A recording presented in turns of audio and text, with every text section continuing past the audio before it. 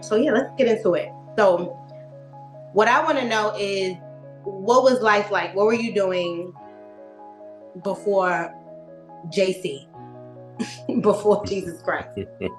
What was life like? What was going on? So I think as a kid, like, I would describe my childhood as like confusing and lost. Growing up, kind of abruptly, from my mom and dad to moving to the South with, our grandma. I think, like, for me, I had a lot of curiosity, a lot of questions, a lot of brokenness. And I think that going to church, grandma she didn't go to church, but she made sure that we went to church every Sunday. And what I found in church was solace, like very, very refugious, very peace, a lot of peace. And that was even as a kid. And I can remember, being 13, 14 years old, like praying to a God that I didn't even know. But I found solace in praying. I think I was 15, and I was turning 16 that month. It was in January, the third Sunday, January, 1998. I was 15 years old, and I remember, like, at this point, I was like drawn more and more to like God. Like, I was just more drawn to the concept of church. I didn't understand it per se, but I just knew that I was drawn. It was a peace that I didn't have at home or anywhere else. And I think I was more drawn to the peacefulness of God than anything else. I didn't have anybody really to explain church to me, explain God to me, explain what it was that I was feeling. But the feeling, it overtook any other feeling that I had growing up. And so I just remember sitting in church that Sunday, and I actually, it was a group of us that we started going to church. And we weren't lame people, right? Like, we weren't like these lame. That was the it crowd, right? Like, we weren't like the lame, right? We weren't like the lame crowd, like the nerds. Like we was not outfits. Like, we was definitely on the in crowd. And even for, I think now thinking, like, that feeling was so overtaken that I didn't even care about popularity. But it was a few of us that went, and I actually noticed it was two girls and a guy, and I actually remember who they were. And I remember us walking to church. Imagine wanting to go to church so bad that you walk to church. And we walk into church, and not in the South. In the South, walking to the church. Right. And I remember us like debating, like, if this is Sunday, we're gonna get saved. We're gonna get saved. And two out of the four of us actually end up going up there. And I remember, like, when they put the, I don't think they do it like this no more, but they put the chair out and say, anybody wants to join the church, anybody want to be saved. So back in our time, you had to have courage if you wanted to be saved, because there won't no raise your hand and the minister will come and talk to you. You're gonna let everybody in that church know that you are confessing that Jesus died on the cross for your sins and that he rose again. But I remember walking up, I felt like I was walking on air. Like, it was like I wanted to, but I didn't know what I was getting myself into. I'll be honest with you, that not knowing part is probably the most innocent part of our lives that we ever have. So I think God allowed me to come in not knowing, but knowing, if that make any sense. I let you go far in this conversation already, but I'm about to scale it, honestly, all the way back. All right. It's kind of like those movies, they give you the end and then they like go back into time a little bit. Yeah. Because I was just telling somebody that whenever you talk about our family, it gives me insight, because I didn't grow up with you guys down south. So I get to learn things. You said grandma would make you go to church, but she wouldn't go, right? But no one was telling you about God, right? Really? No one was reading the Bible with you as a child. What was your view of him then? To be honest, I think that, because nobody did those things, and because I did grow up in the church, even though the people in the house didn't grow up in the church per se. Two things that I realized as I got a little bit older was, one, though she didn't go to church, she understood the power of God. She would not have allowed us to in that space. And two, I think me learning God on my own, it helped me to see the disparity that our family was in. So it was kind of like, I think God just, I don't know, I always think of like how he put me out, put me in, and I think it was just all for a purpose. I think that, you know, like, I think that I appreciate that grandma understood that this task was bigger than her, that it's a God. So that lets me know she prayed to a God. I can remember her walking around the house, singing hymns early in the morning while she's cooking. So that let me know that there is a God. And despite what I was thinking in the moment, I think I realized that that was the biggest gift I think she could have gave me. Like all of us, she made us go to church. And I remember one time asking her, like, well, why don't you go to church or something like that? I remember asking her, like, why you the brave one? Right. You know, I always wanted to ask questions or whatever. And I remember her telling me, you know, I don't have to go to church because God is everywhere, or whatever. And I just remember like, oh, okay, like that's cute, but okay. But yeah, I think that, you know, it's kind of weird. Like when you go through stuff while you in it, you may complain or question God. But I think what I'm learning is that this thing is really a setup. At the end of the day, He's setting you up for something bigger than your problem. So yeah, so it was interesting, but it was a thing. I mean, it was like it was part of what we did as kids. Like I remember when like Easter Sunday came, oh, that was a big thing. They would go and buy us the nicest suits. I can remember grandma saying, you know, you're gonna have this white suit on, and like I mean, she made sure she took pride in how we dressed on Sundays. Like that's the only time I can really remember them like really shopping for us. It would be church stuff. Like if anything was going big in church, and Miss Loretta, that was the evangelist at the time, she would let her know we got a choir anniversary. And I can remember them talking about, Lord, we got to go put these things on layaway, put them suits on layaway at Jason. And that's something. So I think though, if I retrospect, her and Aunt Dot, them putting so much emphasis on it being important, even though they didn't go, like it made it for them to, it was just like them sending us off to school. I mean, it was just that important. Now it could have been they just got a good break on Sunday morning, you know, all the kids going to church. But be as it may, it was an important, I mean, that was every Sunday. And obviously it ended up changing your life, right? Absolutely. What's happening in life as a teenager before this decision? So interesting enough, it's like God bringing this back to my memory. That means I'm getting older. We had joined a choir at the school.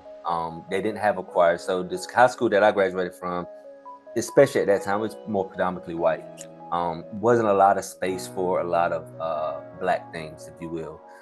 And we had just happened to have a group of teenagers at that time who parents was really into church. They were, you know, so they wanted to start a gospel choir. And we actually had one of the teachers there. She was a guidance, well, no, she was a teacher then. She guidance now, black lady. She actually was our advisor. And it kind of became a thing. We were traveling, singing. And I really think that really helped me to understand that there was like-minded young people like me that wanted to serve God. In fact, that's the first time I even like experienced the Holy Ghost, like was in that choir. So we were all kind of part of that choir.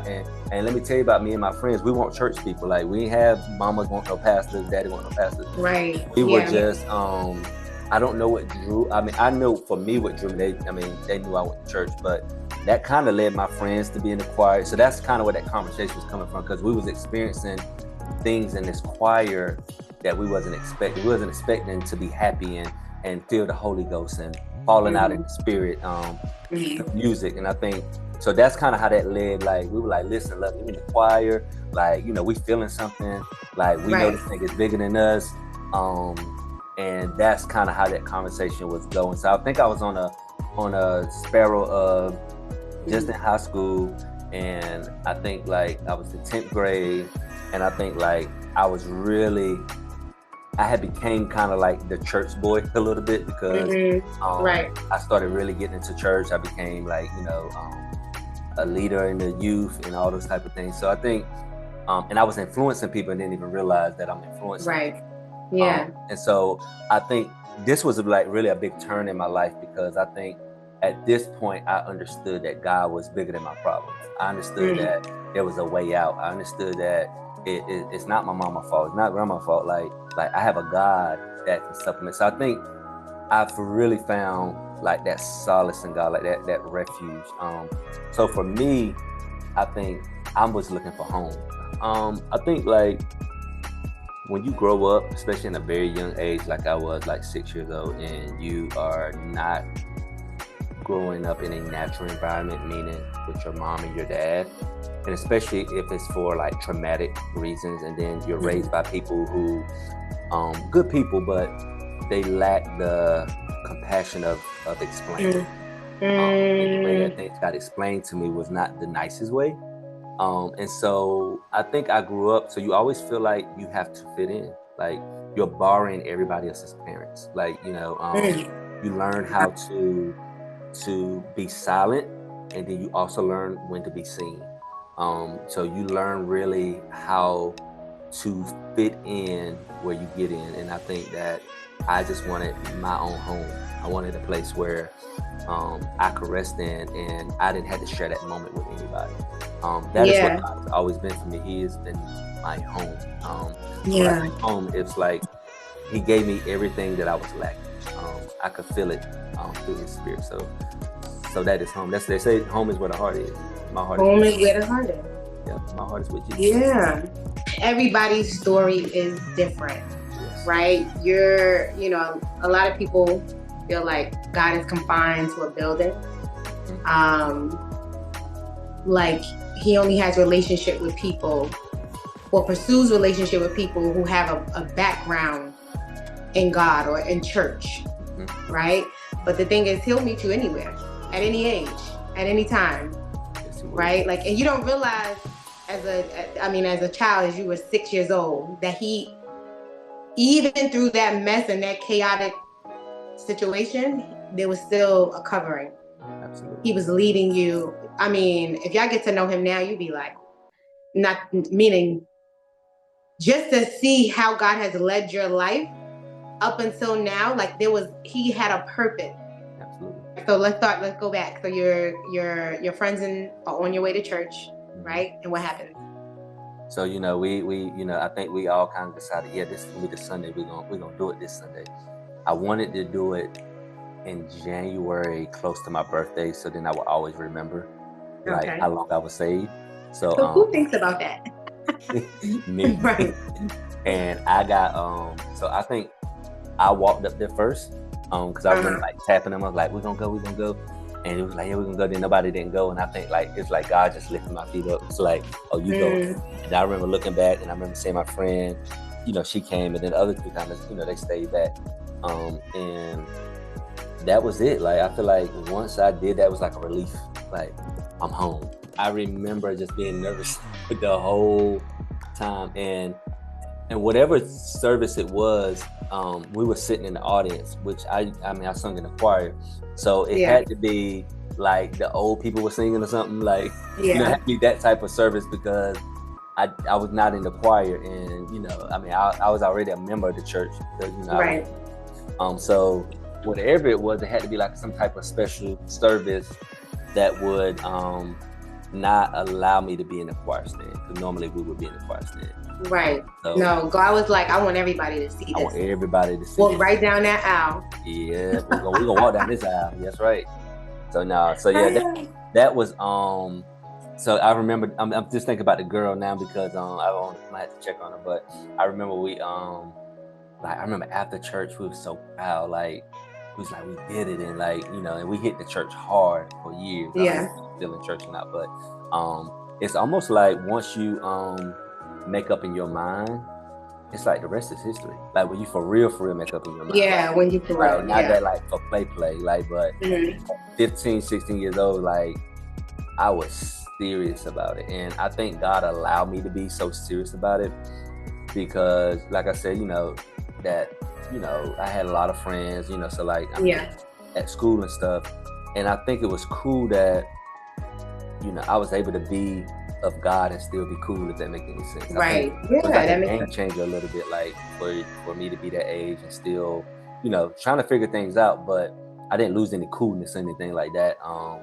But I had to And change look, my ways. me, I'm over here around the same age going, oh, I ain't telling nobody. Like, this, I'm not. I was so, I say this, you and Tisha, right? Y'all came excited Yeah. to Christ. I was like, oh, well, I know I have to do this. This is the right thing to do.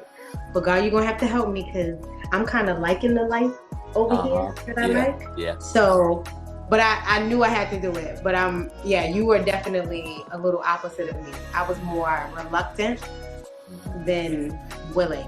Well, obviously I did do it, but it was more like, this is the right thing to do. Sometimes you got to do the right thing. Sometimes it's just doing the right thing. Yeah. And then allowing God to like help you with the rest. Yeah. But I think like in your situation, you had a little bit of a security blanket because you had a praying mama. And so you didn't just experience God in the church, you actually experienced God at home. And so right, that's true. Yeah. It leads to a little bit more of a less urgency than somebody who's out on their own. Right. Right. You know what I mean? So because you know what to do at the end of the day. If something goes down, you can call your mama. She might fuss you out. Right. She's gonna pray to the Lord. And She it's will. about a parent who will pray to God. But there's disadvantages to getting saved at a young age if property. So then that's a whole nother situation of being saved at 15, but then how I was taught, which I got good foundation, but there was life lessons that I had to learn that people didn't really warn you about, because like being saved, like being married, like like there's a lot of responsibility in that, like being in a relationship, and if you're not taught properly, you can go back into these cycles of feeling alone, because people don't tell you that you're still human, that you're still gonna go through things, you're still gonna sin, you're still gonna have like the obstacles. I came into because we Pentecostal holiness, it was all things Jesus. Oh, your light bill, you light bill do, pray the Lord. You know what I'm saying? And so for me, I had to figure out a lot of stuff, because again, it wasn't like I could go home and have a conversation. So me reading the Bible and things, God had to give me wisdom at a very young age. I think that's why he probably called me to ministry at a young age, because I really had to like search and learn and ask questions. And I was that one in Bible study that at 16 years old was holding up Bible study because I didn't understand, things. So it's something to it to be, how he brought me there. And I think he brought me at a young age because he knew what I would be going through. But there was a lot of things I just didn't know. Like, I don't even think I thought about it like that. You didn't have that person or people at home to kind of like guide you once you got back at home, right? Yeah, right. You're right. That and I think that does play a part in sustaining the relationship with Christ. Not that you're not exempt to go, but it does help a little in regard to like accountability, but hence more so the power of God on your life, my cousin. Absolutely. Like, because there's nobody there to help, but God is like, nope. Because I remember, so crew, when I was a child, I used to go down south in the summertime, visit my family, visit my cousins. But then there was a while apart where I think when my mother and father were going through a lot, so obviously my mother wasn't taking me down there or whatever, because my dad wasn't around a lot. But I remember we having like a reunion in our like later teenage years, but then I don't think I ever told you this, but finding out that you were saved and going like, oh my God, like one of my cousins is saved too. Like it was really like I was hyped because I knew that I would have like our conversations wouldn't just be, so how's everything going? Like, okay, like it was, and I feel like after that, I remember it was you and Duke and me on the phone, and we might have been on a three-way or something. But just knowing like that I had cousins that were trying to live this life as teenagers, really, I was overjoyed. Yeah, same. Yeah. All right. So you're a teenager. You the cool kid. Are you telling everybody about salvation? Well, I grew up in a small town, so I mean, if you sneeze, everybody gonna know about it, right? But I wouldn't even say so much like that. I was like that type was like, you need to be saved. Like, I think that's what was different about me was, Right. it wasn't that. It was like more of people being drawn to me versus me having to draw them to me. So I think just by default, because leadership is the power to influence, whether it's good or bad. And I think that God has always just ordained me to have leadership skills. So I just think that like I didn't really necessarily have to I think like people just knew like I stopped cursing and I stopped because before that, we Joneses and you know where we come from. So like I was more of that type of Jones. Like, I would cuss you out, like that type. We gotta fight, we fight. Before I was very reactionary, like if, somebody would come to me and that was part of my probably why people knew me because I was the one that if you was in my friend group, somebody mess with you, I'm that type. I'd be like, oh no, I got it. And I think people started changing me. I don't think I announced it. It just went from. I can remember one of my friends being like, "Man, I ain't heard you curse in a long time." And I'm like, "Yeah, bro. Like I ain't trying to like be like that, like or whatever." And even like when people come to me when there was problems, the way I handle was different. Like, man, like, nah, I ain't gonna do that. That ain't right. So it never was like, oh, I'm saved. I think people just saw there was a change. And it's amazing how when you change and you're not bragging about the change, it's a truth. Right. You end up wanting to change with you. And I think that like that was just kind of so then fast forward a few years later, then I'm preaching as a teenager. And so it's just one of the things like you have to find your identity in Christ is what I've learned. Right. Be like anybody else. You can't do it like anybody else. Yeah. So I'm really good at being the suit wearing like that. If that's your thing, like, it's nothing wrong with it at all. Like everybody has their way of being who they're gonna be in God because there's certain people that God want you to reach.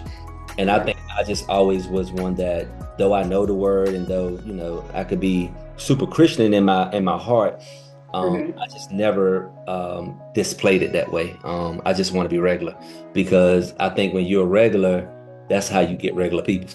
Yeah, right. People Yeah, people want authenticity. absolutely. Like they want a real story. Absolutely. And I think you do a great job, honestly, exemplifying that or telling that and showing that not only with your words but with actions that we have real things happening to us. Absolutely. As a teenager though, this is hard. Oh yeah, it's real hard. Right? Like you said, we're trying to, even if you give your life to Christ as an adult, you're literally trying to find your identity. Absolutely. And you may know even as an adult more so who you are, right? But as a teenager, when you don't know and you're trying to live for Christ, I think it's challenging. So like, what was the most challenging thing for you to do during that time? I think like I think it was like hanging with my boys. I think that was the hardest thing. I can remember 1999, everybody thought the world was about to end. Yeah. To the year 2000. And so I'm 17 at the moment. Just freshly saved. So my friends, like, I'm really close with them, and I still was a teenage boy. So as I'm figuring out my Christianity, I'm also still being a teenage boy. I like girls, I like so we might at the house. It's just things that we would do as young men. And I can remember we was going to this New Year's Eve party. It was a big thing, and I'm so though I got saved 15, here I'm 17. I'm progressing and I'm doing as good as I can as a teenager, but I'm still a boy and doing things. And I remember that night, because I was like, yeah, man, we going. But I had my pastor in my ear, like, because at this point, I'm elevating in the church on some level. So it's like, so you need to be there. You need to be there. You need to be in that church. And I'm like, yes, ma'am. But I'm really lying to her because I'm like, no, I'm going to hang out with boys because the girls going to be there. Yeah. I remember at the last minute, like, it was like, I felt so heavy that I couldn't go. and I ghost my boys. Like I like they try to call me, like I just ghost them or whatever. And I went to church. I knew then that I was willing to give up anything for God. I think it was like in that moment, like I knew like, okay, they're gonna be mad at me. They might not be my friends anymore. But I also remember back in my mind saying, I don't care. Like, cause I want to right. Yeah. And I Yeah. think in that moment in time is when I defined that I was serious about God. Because as a teenager, you know, your friends are up here, you know, like that's important. That is how you identify yourself. Yeah, that's so true. And to choose in that moment to say, I am re-identifying myself.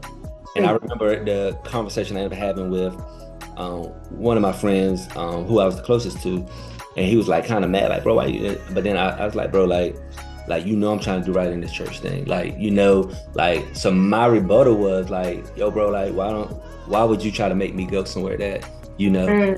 But what happened in that is our friendship got so strong because then we became like, you know, I'm like the friend that the fellas is gonna call when they need to talk about God. Like, you know, I'm that one, like, and we just end up having a bond because I think he ended up respecting the fact that like this must be serious because he knew how close we were.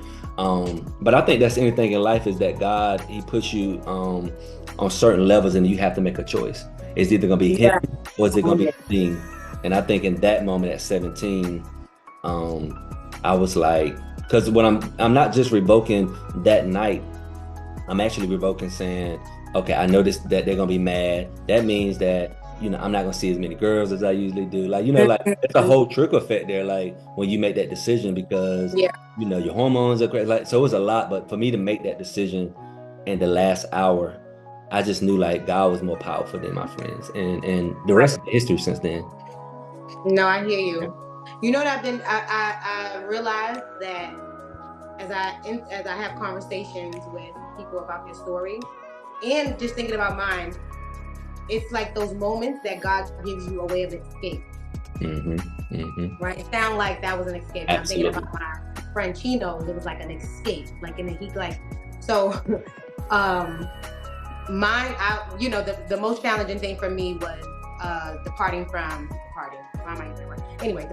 my boyfriend. Like not realizing that God didn't want me to be in that relationship at the time. But I say way of escape because we break up, we would break up, make up, break up, make up, break up, make up. And then one day he broke up with me, right? And he was expecting me to be like, call him back and be like, so we like, all right, we just broke up. We gonna be together anyway. Right. But that was like, because right before that, I said, God, you gotta help me get out of this. And he was the one to break up, but I never like called back to see what we was gonna do. Right. And it was like, this is nope, don't go back. Yeah. So he like, this is your so he did call me eventually, but I was just like, yeah, I just think we should kind of just let this thing go, like, or whatever. And it was hard. I didn't totally let it go, but it was honestly the last real time we were in a real relationship. Yeah. It's interesting too how you can get so involved in a thing or a person and you can't even see past it. And it sometimes it definitely takes God to pull you. When you can't see God in it, you can't see yourself in something. You need God to rescue you. Like, you know, like, and I think we all in different situations, even at a job. If it's not meant for you to be there and it's toxic and God is saying, I want you to do something different. Like, you know, God, sometimes you get so caught up in what you're doing and you think people need you. I can't leave. They don't need you if that's not what God wants you at. Like, that's so true. They're just using you at that point. When you're not on an assignment for God, you're being used. I don't care where you at. I don't care what the circumstance is. I don't care whether it's a relationship. I don't care whether you know, a situationship, a job. Like, if you are not where you are supposed to be and you are buying your time in that situation, you are being used, period.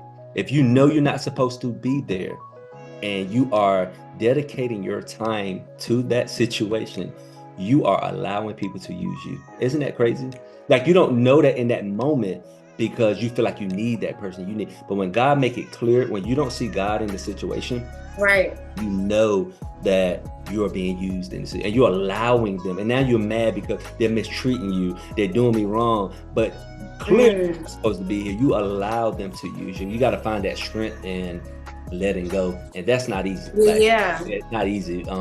But I'm learning that as I'm getting older, that most things that happen to us is because we allowed it to happen to us. Because we have free choice. We have decisions. So true. So true. But I think sometimes we make choices and don't even realize what we get ourselves into till we get there. So I think that has been like my whole life, is understanding that when I don't see God in something, I know it's time to make a change. Like, it's time to, because I'm learning that time is valuable. It is very time valuable. is valuable. Absolutely. Yeah. So true. Yeah. So you've given your life to Christ this Sunday. And you might have touched on it a little bit. So what is life like at that point that you're living for him? How is life? Is it easy? Is it rough? Is it like, what are you going through?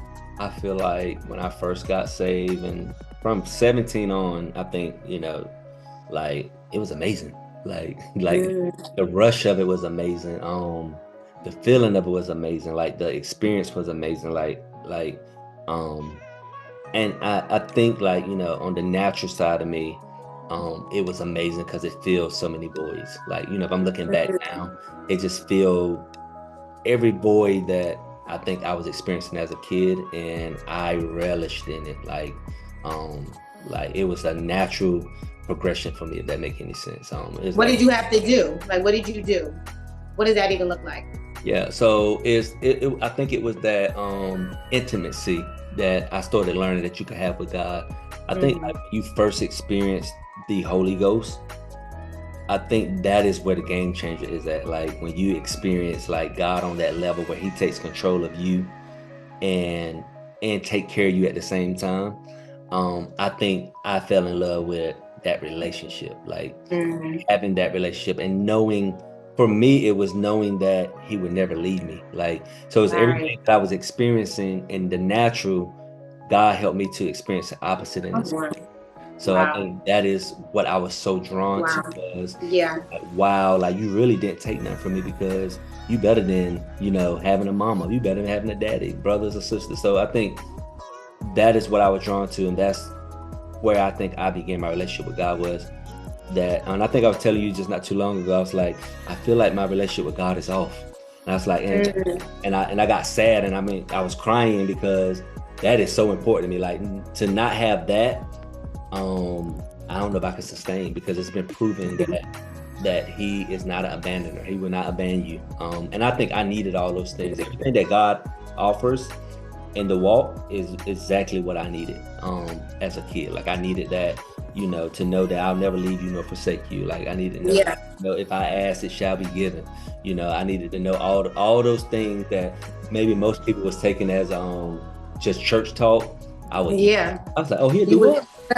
Yeah, it was real to you. You mean to tell me that if I serve him, that if I knock on a door, he won't leave me?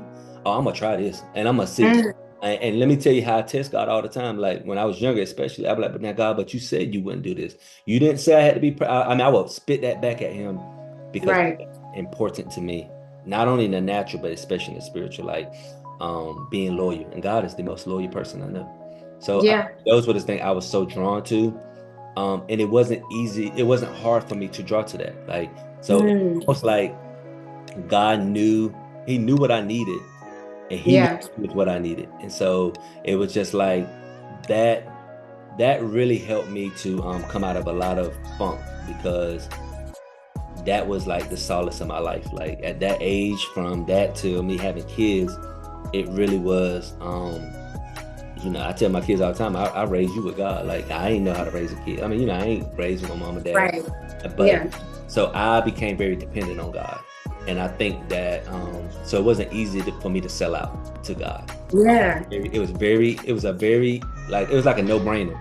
Like, you ain't got nothing, he got everything. Oh, we're gonna go with everything. We're going with everything. You know what I'm saying? Like, so that progression actually was amazing for me. I think that's why I progressed in God as such, is because I honestly, truly was sold out. Like, I'm still sold out, but that time, like, eyes wide open, you couldn't tell me anything, because there was nobody that was comparing to him. It was like I would go against grandma, anybody, because it's like you don't make me feel this way. So like, you know what I mean? Like, you ain't did this for me. You know what I'm saying? Like, that is how strong he was a presence in my life. Even to the grandma thought, like, grandma knew, like, at some point that I was on this whole different, like, level. Like, you know. That's interesting. What was that like? What was she looking at you different? Oh, no. By this time, you know, me and Granny, we came to some understanding. So, and not Granny. Yeah, Granny. and one thing I say about it, no, they actually respected it. Like, never, like, I mean, to the point, like, you know how grandma would curse and stuff. Like, if they cursed around me, like, you know, they would say, "Excuse me." That's big for grandma to be like, And especially when I got more into the ministry, I think that's when everybody really was like, okay, he for real. But even before then, like, even the whole family kind of knew where I was at and that or whatever. So you did see like this big shift of older people respecting this young kid. Saying, you know, I'm sorry, you know, for cursing. And my mom still does that to this day. If she said curse, she'd be like, I'm sorry, girl. So that was actually pretty cool. Now, grandma gonna let you know, you save or not, you still gonna listen to what she do. But never did maybe feel uncomfortable in it. Like, I don't remember I came home and even told her that I got saved. I don't think it was like that type conversation. I was going to ask that.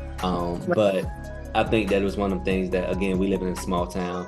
You hear it through the grapevine. You know, if I'm in that church tearing it down, I guarantee before I got to church, somebody from a sis, Lord, they tell me, Jamel, I tore that church up. You know, I'm to be sure. That was so she knew, but they definitely knew when I you know, started preaching. I think that's when everybody thought, he's for real. Like, you know, he's serious. Yeah, and there's a little bit of laughter here, but we love our grandmother. Yeah. And everybody has their own kind of grandmother, right? Grandma Sis ended up passing away. You played a part, right, in her coming to Christ? Yes. Yeah. Right? Just briefly talk about that. Because the thing is, God is so, oh my gosh, like he's so everywhere there. The plan, I think about your life, and like I said before, the plan that he had for you, you were born in Brooklyn, right? And you moved as a child to North Carolina. Mm-hmm. You were raised by your great-grandmother. Mm-hmm. Point is, we just don't know what God is doing and using, or who he's going to use. That's so true. Right? Who would have thought that 6-year-old boy would play a role in Grandma Sis's life as an adult? And at the older age of her life, you know, the last stages of her life. The last stages. Absolutely. Yeah, so, you know, so when I first moved down, actually, it was Aunt Daisy that was taking care of me. She died a few years later. I love Aunt Daisy, and I never liked Grandma. You know, like when I was younger, because I thought she was mean. And I remember, like, Grandma Daisy always be like, you know, don't pay her no attention. Like, Aunt Daisy was more like the consoler of, you know, then I get left with Grandma Sis, right? When she died.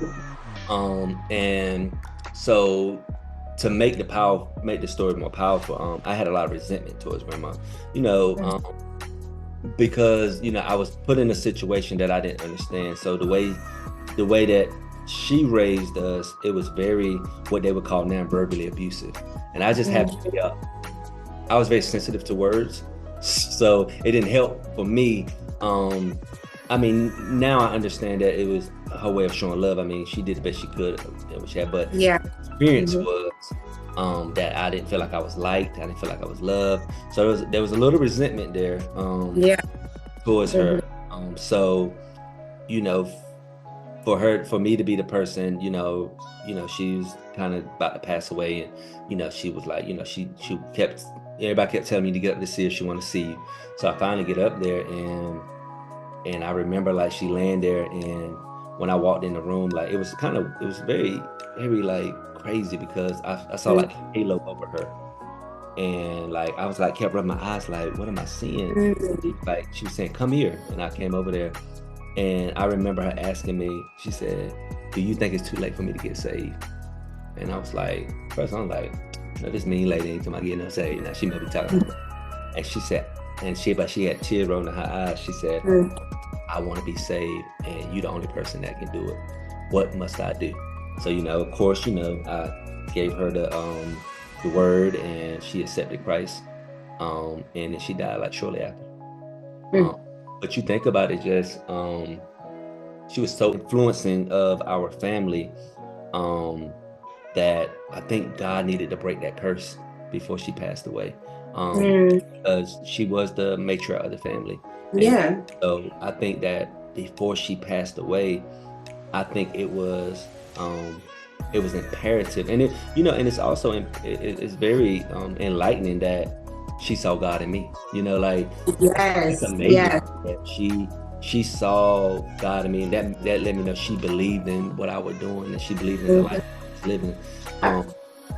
So it's definitely like good, and I feel like there was a transference of power that went from her to me, because I feel like I'm always like that. I agree with that. But I'll tell you this, since then, if you look at her lineage, we've had the most people to get college degrees. Think about before us, nobody was doing these things. Right. There's quite a few of us that do go to church and believe in God.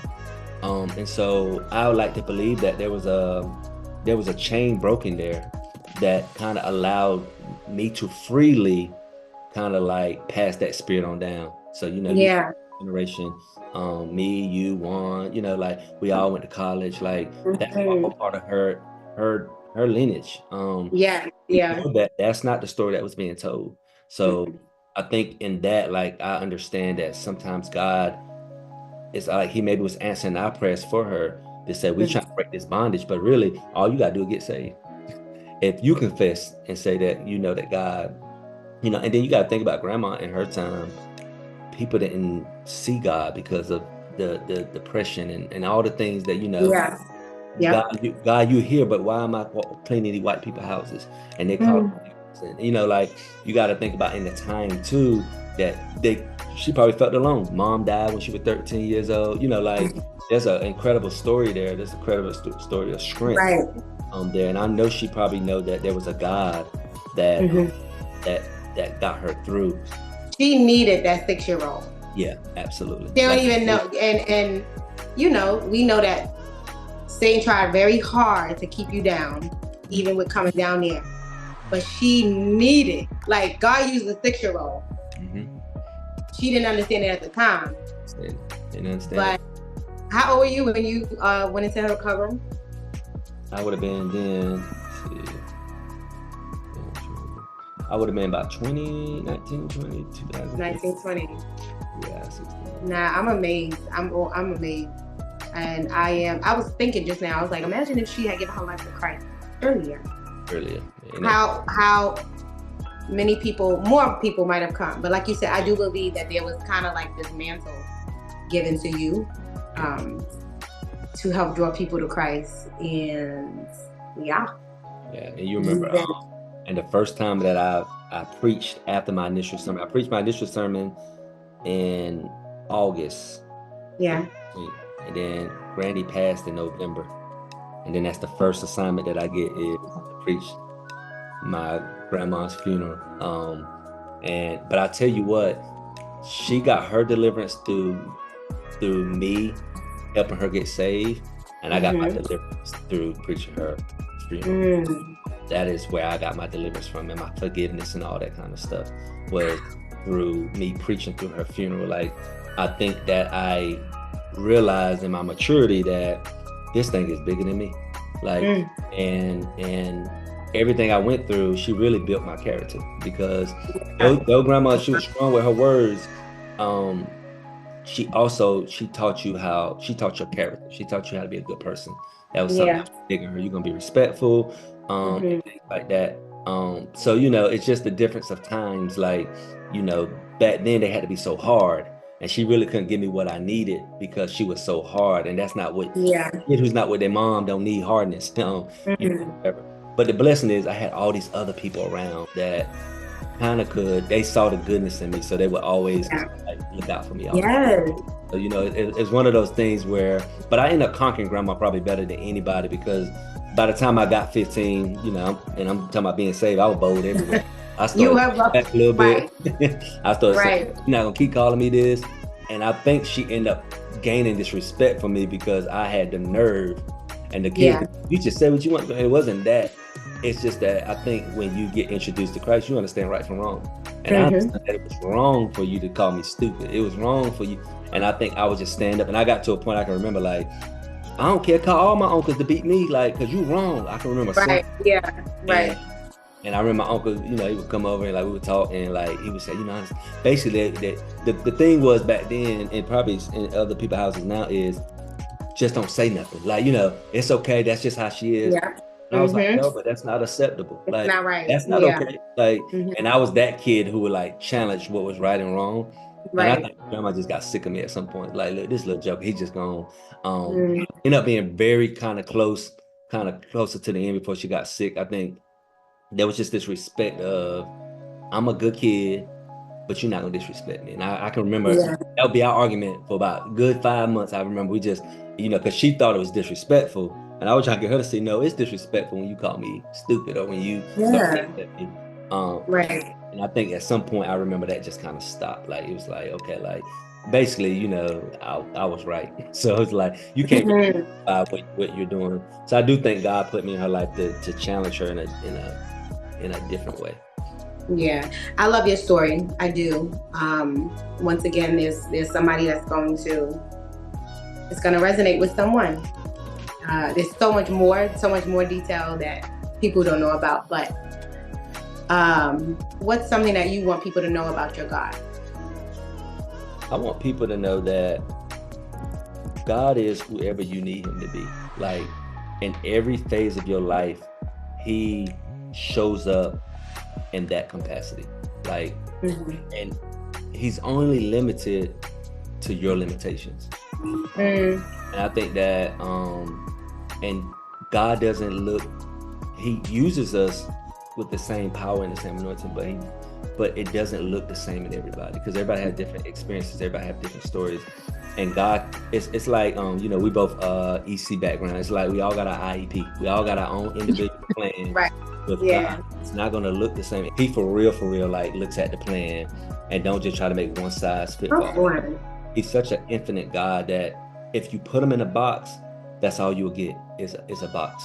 And I think even now that I'm getting older, like, I sometimes unlock a capacity that I didn't even know was there. Like, oh God, you can do that too. Like, and I feel like if you learn that God is a person inside you, and you take care of that person inside, you hear that person inside, you listen to that person inside, you nourish that person inside of you, there's nothing that you can't do.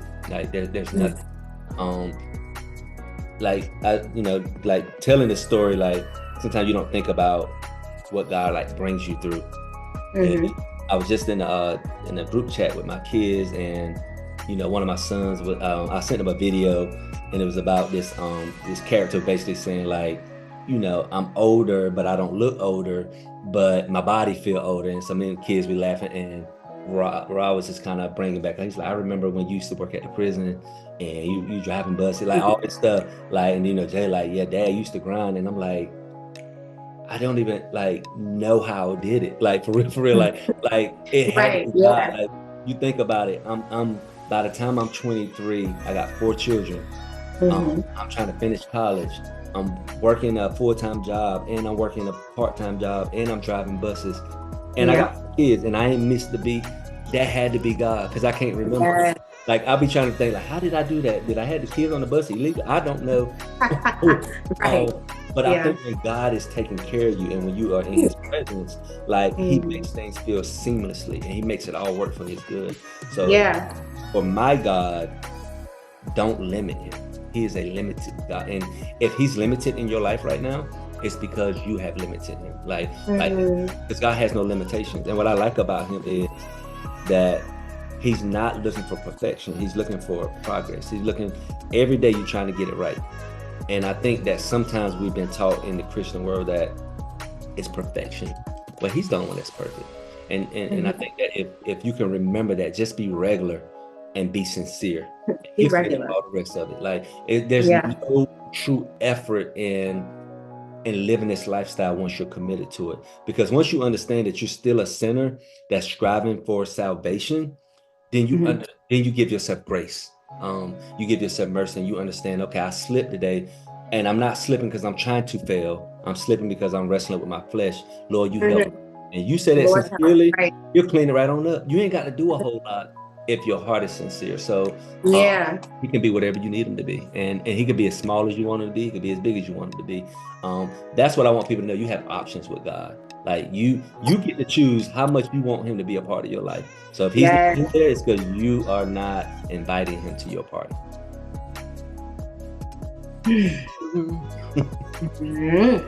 Yeah. So that is it. That is it. Invite him to your party, y'all. True. Invite him to the party. Thank you, Mel Mel. Thank you, Mel Mel. No problem, Jesse. I appreciate you. I can't wait for people to hear your story. I'm excited. Because it's powerful. It is. And I feel like people gonna be like, who did? So I'm gonna just send them right over to you. Till next time, crew. We'll talk to you later.